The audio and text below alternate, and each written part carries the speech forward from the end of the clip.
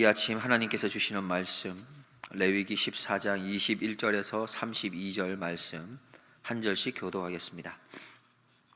그가 가난하여 이에 힘이 미치지 못하면 그는 흔들어 자기를 속할 속건제를 위하여 어린 수양 하나와 소제를 위하여 고운 가루 에바 10분의 1에 기름 섞은 것과 기름 한 록을 취하고 그 힘이 미치는 대로 산비둘기 둘이나 집비둘기 새끼 둘을 취하되 하나는 속죄제물로 하나는 번제물로 삼아 제8일에 그 결례를 위하여 그것들을 회막문 여호와 앞 제사장에게로 가져갈 것이요 제사장은 속건제 어린 양과 기름 한 록을 취하여 여호와 앞에 흔들어 요제를 삼고 속건제의 어린 양을 잡아서 제사장은 그 속건제의 희생의 피를 취하여 정결함을 받을 자의 우편 귓뿌리와 우편 손 엄지가락과 우편 발 엄지가락에 바를 것이요 제사장은 그 기름을 자기 좌편 손바닥에 따르고 우편 손가락으로 좌편 손에 기름을 조금 찍어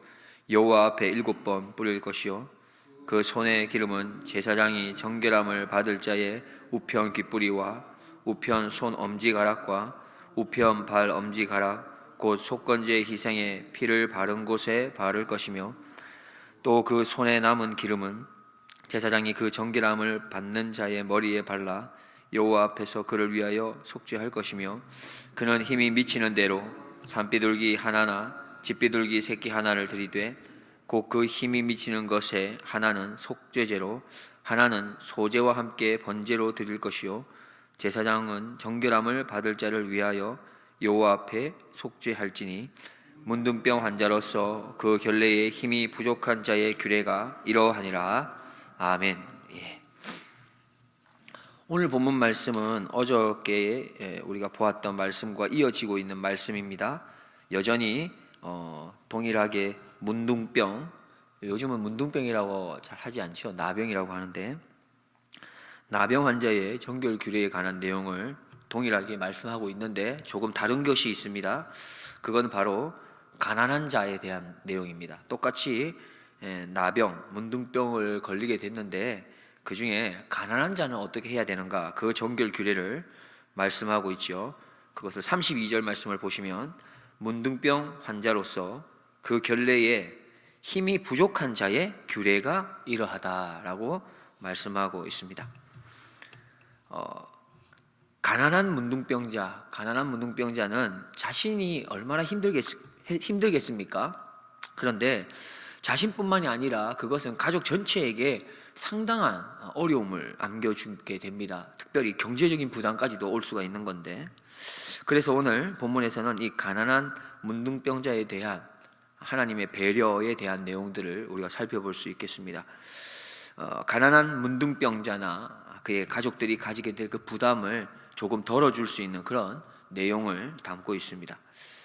22절을 보면 그 힘이 미치는 대로 산비둘기 둘이나 집비둘기 새끼 둘을 취하되 하나는 속죄제물로 하나는 번제물로 삼아 했습니다.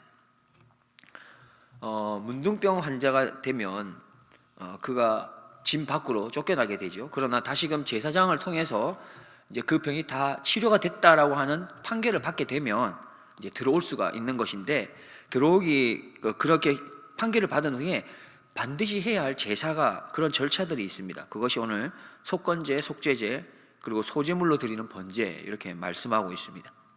그런데 그 각 제사에 따라서 사용되는 제물들도 조금씩 다르죠.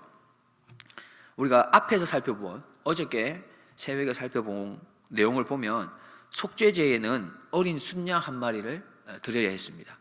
그리고 번제에는 어린 암양 한 마리를 드려야 했고, 그런데 오늘 본문에서는 그것을 변경해 주십니다. 가난한 나병 환자는 속죄제와 번제를 드릴 때 산비둘기 둘이나 집비둘기 새끼 둘로 제물을 드릴 수 있도록 그렇게 허락하고 있습니다. 산비둘기나 집비둘기 2마리를 취해서 그중 한 마리는 속죄제로 드리고 나머지 한 마리는 고운 가루 소제물과 함께 번제로 하나님께 드리면 된다라고 말씀하고 있죠. 그리고 이어 24절 25절을 보면 제사장은 속건제 어린 양과 기름 한 록을 취하여 여호와 앞에 흔들어 요제를 삼고 속건제의 어린 양을 잡아서 제사장은 그 속건제 희생의 피를 취하여 정결함을 받을 자의 우편 귓뿌리와 우편 손 엄지가락과 우편 발 엄지가락에 바를 것이요 했습니다. 여기서 보면 속건제로 드릴 예물은 무엇이냐 하면 어린 양을 말씀하고 있죠. 속건제는 결국에 우리가 앞에 잠깐 살펴본 이 속죄제, 번제와는 조금 다른 것을 알게 됩니다. 가난한 문둥병 환자를 위해서 속죄제든 번제든 그 제물을 많이 이렇게 축소시켜 주셨습니다. 그런데 속건제는 전혀 변화가 없습니다. 부환자든 가난한 자든 동일하게 어린 순양 하나를 제물로 바쳐야만 한 것이죠. 이러한 내용을 담고 있는 것이 오늘 본문에 되겠습니다.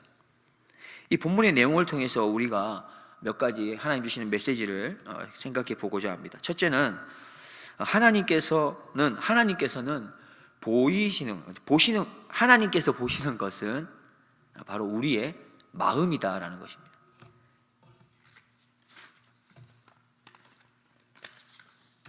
마가복음 12장 41절에서 44절 말씀을 보면 예수께서 연보궤를 대하여 앉으사 무리의 연보궤에 돈 넣는 것을 보실새 여러 부자는 많이 넣는데 한 가난한 과부는 와서 2렙돈 곧 한 고드란트를 넣는지라. 예수께서 제자들을 불러다 이르시되 내가 진실로 너희에게 이르노니 이 가난한 과부는 연보궤에 넣는 모든 사람보다 많이 넣었도다. 저희는 다 그 풍족한 중에 넣었거니와 이 과부는 그 구찬 중에서 자기 모든 소유 곧 생활비 전부를 넣었느니라 하셨더라. 일반적으로 대부분의 사람들은 부자들이 드리는 헌금을 높이 평가할 수 있을 겁니다.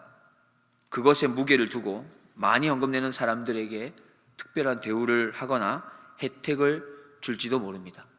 안타까운 것이지만 어떤 교회에서는 큰 헌금을 드리면 장로님이 될 수 있다는 말도 있더라고요.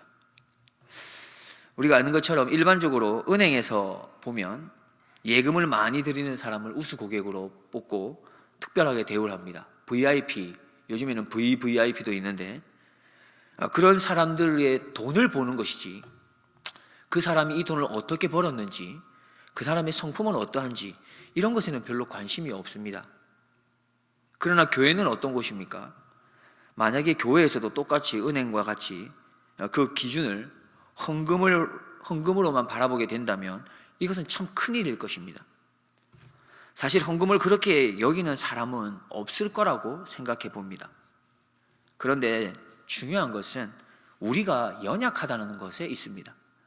나도 모르는 사이에 헌금이 돈으로 보이면서 돈을 많이 내는 사람에게 마음이 가게 되는 경우가 있다는 것이죠.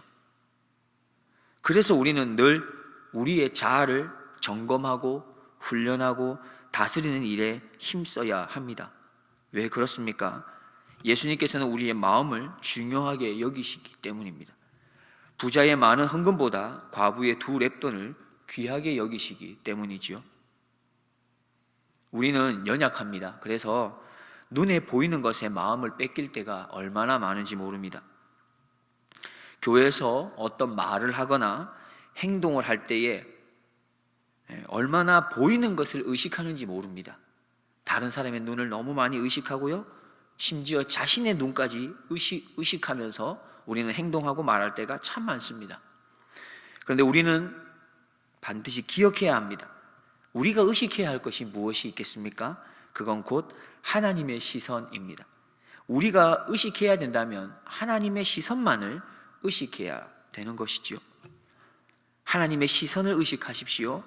그러면 우리의 말과 행동이 달라지고 무엇보다 내 마음이 하나님 보시기에 좋은 모습으로 달라질 것입니다. 하나님께서는 큰 거, 좋은 거, 많은 것에 관심이 있다기보단 깨끗한 거, 정결한 그 마음에 관심이 있으십니다.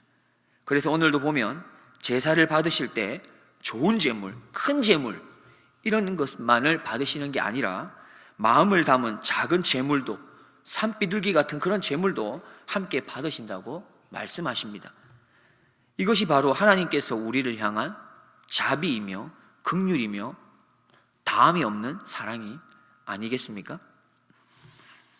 두 번째 우리가 기억할 것은 바로 오늘 본문에 등장하는 여러 번 반복되는 말인데, 힘이 미치는 대로 해야 한다는 겁니다. 힘이 미치는 대로 해야 합니다. 이것에 대해서는 두 가지를 생각해 볼 수 있다고 생각하는데, 첫째는 너희는 무리하지 마라. 너희가 할 수 있는 만큼만 하면 돼 라는 말입니다. 그것은 곧 우리에 대한 배려이지요, 우리에 대한 이해입니다. 너무 너희가 그렇게 힘겹게 버겁게 그렇게 하나님을 섬기지 말라는 것이죠. 하나님을 섬기는 건 감사함으로 기쁨으로 섬기라고 말씀하고 있는 겁니다. 그저 너무 힘겹게 하지 말고 너희가 힘이 닿는 대로 하면 된다라는 말씀이십니다. 다음으로 힘이 미치는 대로에 대해서 한번 생각해 볼 것이 있는데, 이런 뜻을 또 우리 생각할 수 있습니다. 너는 제사로 나아가 나에게 나올 때에 최선의 모습으로 나오라는 말씀입니다. 힘이 미치는 데까지 해라는 것이죠. 적당히 준비하라는 말이 또한 아닙니다. 그냥 시간이 남으면 그 시간 남는 것을 가지고 제사를 준비하는 이런 것이 아니라는 겁니다. 제물을 준비하는데도 그냥 허겁지겁 급하게 준비하는 게 아니라는 겁니다. 제사를 드릴 때 그 시간을 따로 떼어놓고 정성을 다하라는 말씀이시죠. 제물을 준비할 때도 제사 드릴 것을 미리 계획하고 서두르지 말고 미리 준비하라는 말씀입니다. 말씀을 한번 정리하겠습니다. 문둥병자의 그 정결 규례에서 바로 가난한 자들에 대한 배려를 오늘은 본문에서 볼 수 있습니다. 결국 하나님께서는 가난이라고 하는 것 때문에 죄 사함의 장벽을 만드는 일이 있어서는 안 된다 하시는 것이죠. 하나님께서는 형편이나 처지, 사회적 지위나 가진 것, 배운 것의 많고 적음에 따라 구원의 기회가 주어진 것이 아니라는 말씀입니다. 인간의 노력으로 죄 문제를 해결하고 자력으로, 내 힘으로 구원을 얻을 수 없다는 말씀을 하십니다. 그래서 하나님께서는 이 구속의 은혜를 값없이 우리에게 주신 것이요, 그것이 바로 속건 제물을 통해서 우리에게 보여주고 있는 겁니다. 속건 제물은 가난한 자나 부한 자나 동일한 것이었죠. 어린 양이었습니다. 순양 한 마리였습니다. 어린 양은 누구를 의미합니까? 바로 예수 그리스도를 상징합니다. 우리의 허물은 오직 예수 그리스도의 희생을 통해서만 속죄받을 수 있다는 것을 오늘 본문은 또한 우리에게 말씀하고 있는 것입니다. 하나님의 은혜로 가난한 나병 환자와 같은 바로 우리 아니겠습니까? 우리가 바로 가난한 나병 환자가 아니겠습니까? 그런 우리들도 하나님의 구원의 은혜를 입을 수 있는 바로 제사의 자리로 부르시고 또 예배의 자리로 나아갈 수 있게 해주셨지 않습니까? 예수님을 구주로 영접하기만 하면 구원을 얻을 수 있는 그런 너무나 귀한 길을 우리에게 열어주셨는데, 혹 우리는 이 은혜의 크기를 바로 깨닫지 못해서 힘에 미치는 대로 최선을 다해서 예배의 자리로 나아가지 못하는 그런 우리의 모습이 있지는 않습니까? 원아웃기는 우리가 하나님의 긍휼에 감사함으로 예배의 순간순간마다 우리의 힘이 미치는 대로 최선을 다해서 마음과 정성과 힘과 뜻을 다해 우리의 전부를 다하여 그렇게 하나님을 높여드리고 하나님을 경배하고 하나님을 찬양하는 그런 우리의 모습이 될 수 있기를 주님의 이름으로 축복드립니다. 기도하겠습니다. 하나님, 우리는 가난한 나병 환자 같은 자들입니다. 그런 우리에게도 하나님께서 구원의 은혜를 베풀어 주셨으니 진실로 감사드립니다. 하나님, 예배의 순간순간마다 하나님의 그 자비로우심과 긍휼, 다함이 없으신 그 사랑을 깨달을 수 있는 은혜를 주시옵소서. 그리하여 예배 드릴 때마다 하나님의 말씀 앞에 설 때마다 나의 힘이 미치는 대로 너무 무리하지 말고 감사와 기쁨으로, 또한 나의 힘이 미치는 대로 최선을 다하며 온 마음과 정성을 다해 예배할 수 있는 그런 예배자가 될 수 있도록 인도하여 주시옵소서.